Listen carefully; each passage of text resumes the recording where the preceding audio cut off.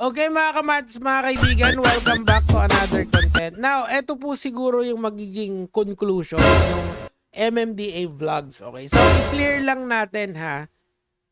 Ganito kasi, yung mga MMDA officials, I do believe na kapag nagki-clearing operation sila, bawal nilang i-vlog yan, okay? Pero ang tanong dito, yung private citizen ba, na halimbawa may clearing operation, kinunan yung clearing operation, is this allowed or not, diba? Kasi yun yung tanong dito. Pero anuhin muna natin, mag-delve in muna tayo sa balita. Sabi dito, vlogging, recording at posting ng MMDA clearing operation, bawal na. Vlogger na si Daddy ko, bye-bye na sa MMDA.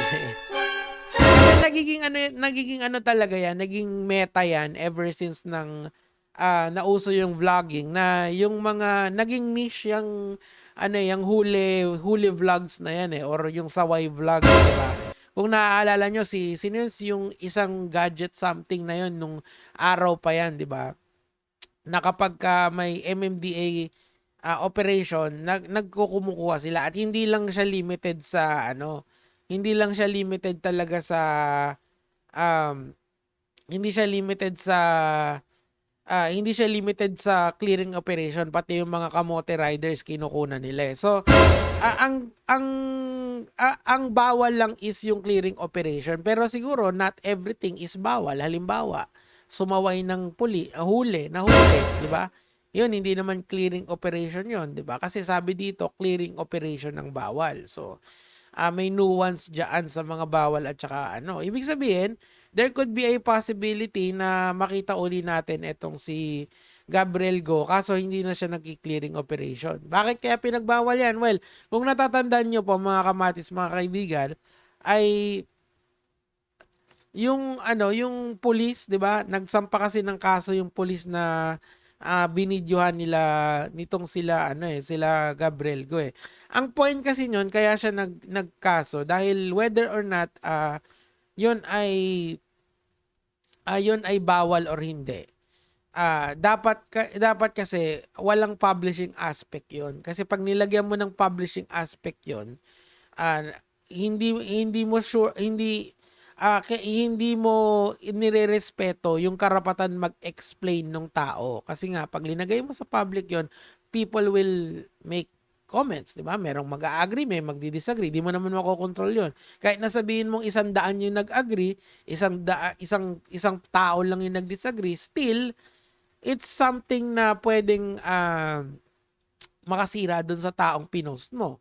So that's why you cannot accuse or even if someone of anything or even if meron kang ebidensya kuno, hindi pa rin pwede yon. Kasi nga, may karapatan pa rin yung tao. Di ba nga may presumption of innocence tayo pag nasa korte, di ba? Ganun ka, sa Constitution pala, ganun ka higpit yung libel laws dito sa Pilipinas kung titingnan mo or stringent, okay? Man na yan eh. Kailangan lang intindihin mong mabuti.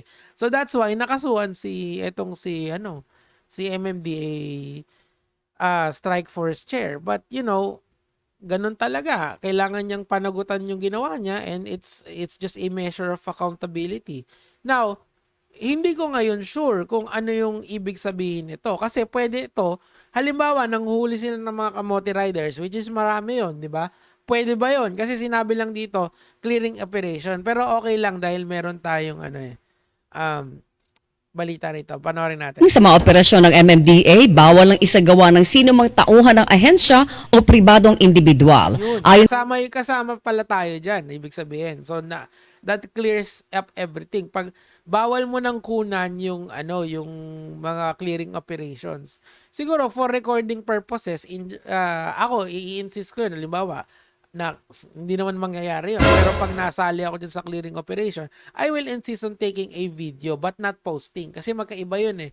Yung taking a video for documentation purposes, I do believe that is it is well within your right if you are getting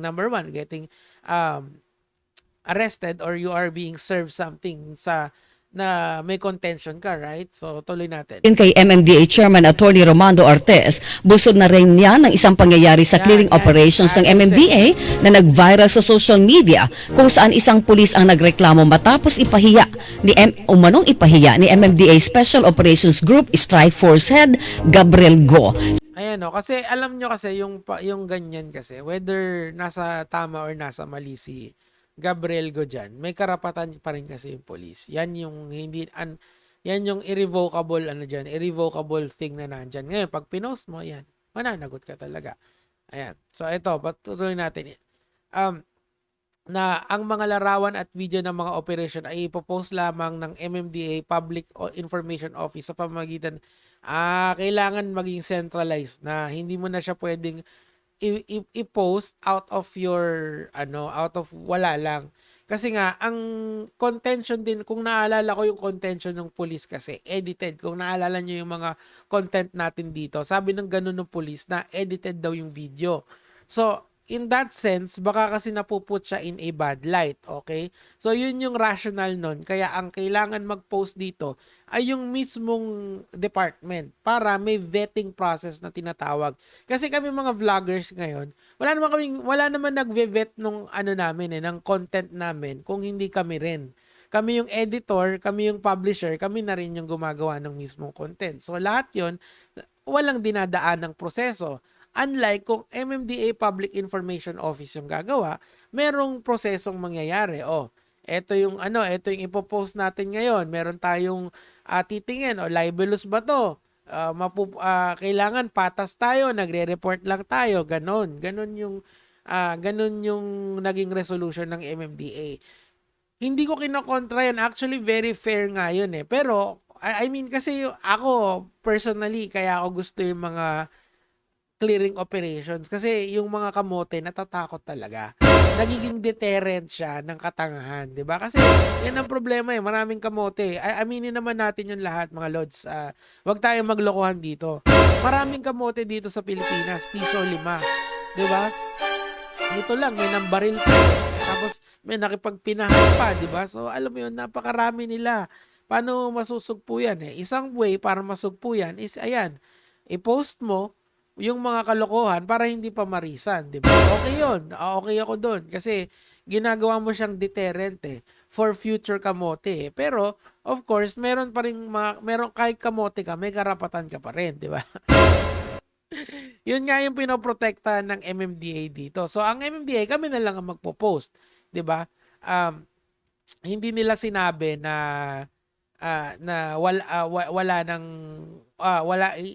ang bawal lang talaga is yung mga officials mismo and yung mga private citizens, okay?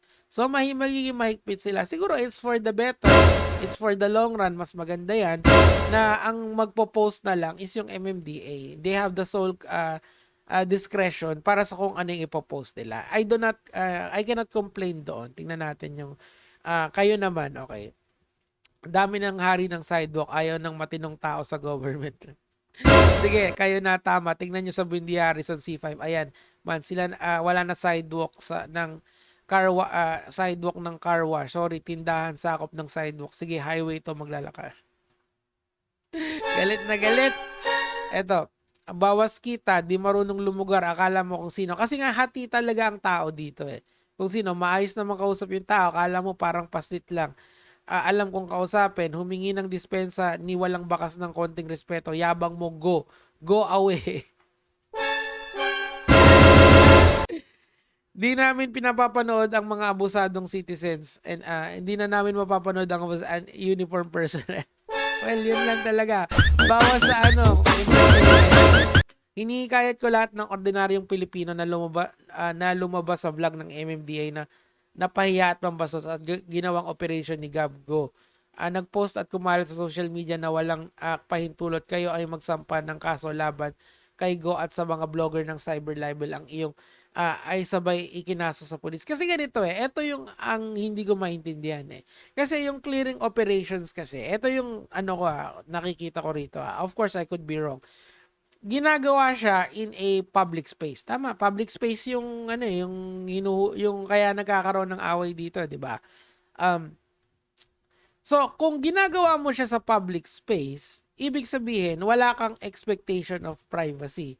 Kung merong mag-video sa'yo in a public space, wala kang magagawa. Nasa public place ka eh. Similar with the idea of mga paparazzi, 'di ba? Yung mga paparazzi ang ginagawa nila, naghihintay sila ng mga showbiz personalities or celebrities sa labas. Tapos kukunan nila ng picture. 'Di ba? Hindi naman pwede magreklamo ng cyber libel or lang cybercrime yung kinuhanan kasi nga nasa public space sila. Tama, 'di ba? Same with this. Yung kakamutihan kasi nasa labas 'yon. Nasa public space 'yon. Okay? Wala siya sa private area na meron kang expectation of privacy na bawal kang kunan kung gusto, kung hindi mo gusto. That is my point, mga kamats, mga kaibigan. 'Di ba? But who knows, baka baka mali ako, and mas for the better nga naman talaga ito na at least may vetting process, 'di ba? So kayo, ano sa tingin nyo? Yun lang naman yung sa akin for today. Sige mga